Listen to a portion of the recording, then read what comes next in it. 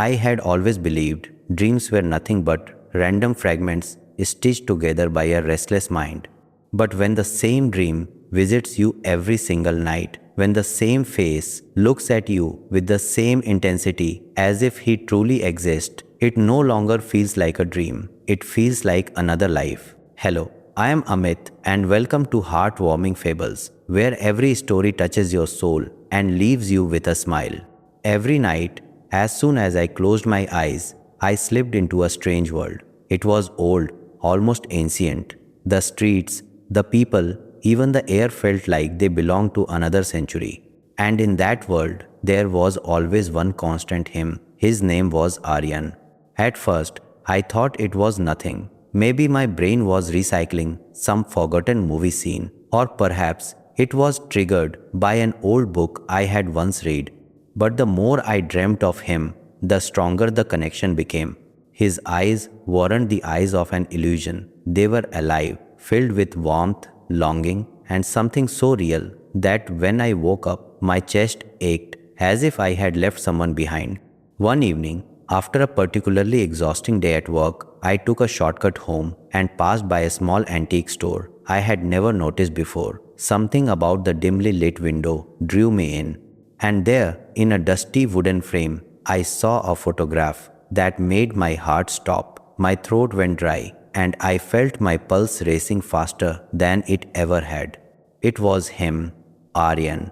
I pressed my hand against the glass, my body trembling. It couldn't be possible. He was supposed to exist only in my dreams, in some strange figment of my imagination.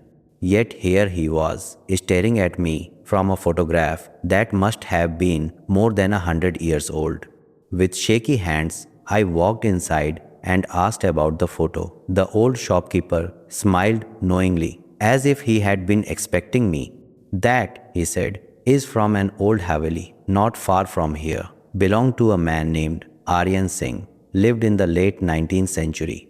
My skin prickled. The air around me felt heavy, unreal. My logical mind screamed that this was impossible. How could I be dreaming of a man who had existed over a century ago? And why did his presence feel like something I had always known? The days that followed blurred into a haze of obsession. I researched everything I could about Aryan and the Haveli. The more I read, the more my heart pulled me towards it. Finally, one Sunday morning, I gathered my courage and went there. The Haveli stood at the edge of town, crumbling but still carrying an air of forgotten grandeur. Its massive gates creaked as I pushed them open. The scent of damp wood and dust filled my senses, and yet it felt like home. My steps echoed against the marble floor as if the Haveli had been waiting for me. And then it happened. That same familiar rush I felt in my dreams swept over me. My vision blurred, and for a moment I thought I would faint.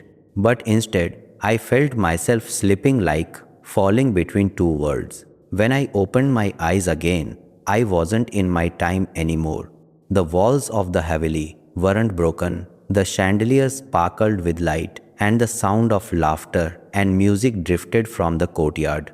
I looked down at myself. My modern clothes had been replaced by an elegant old-fashioned gown. My heart pounded in terror and wonder. I had crossed into his time.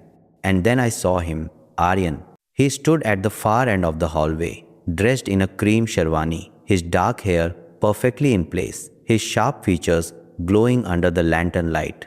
But what struck me most wasn't his appearance. It was the way he looked at me, not as a stranger, not as someone who had just appeared in his world, but as if he had known me all along. "You finally came," he whispered.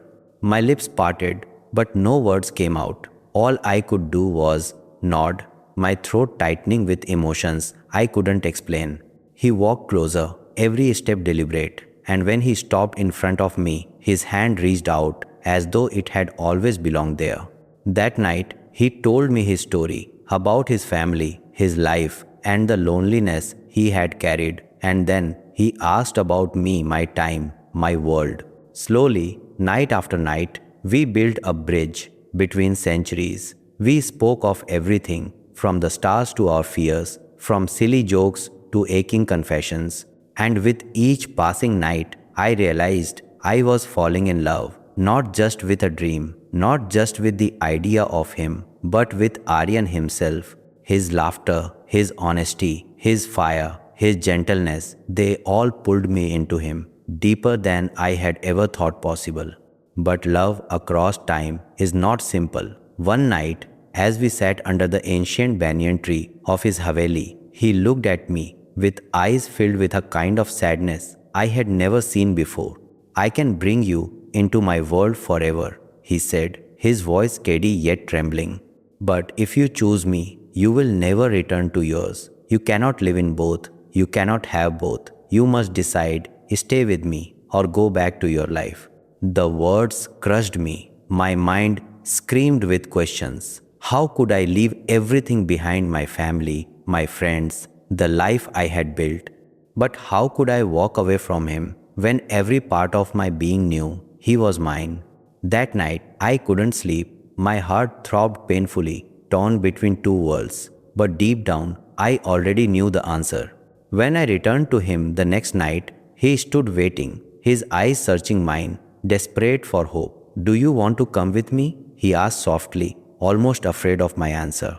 My chest tightened, and with tears in my eyes, I whispered, yes. His face broke into the most beautiful smile I had ever seen. He pulled me into his arms, holding me as if he would never let go. And just like that, the world around us shifted, sealing my choice. I had chosen him. I had chosen love. And though I left behind everything I had ever known, I found something far greater, an eternal bond that not even time itself could break.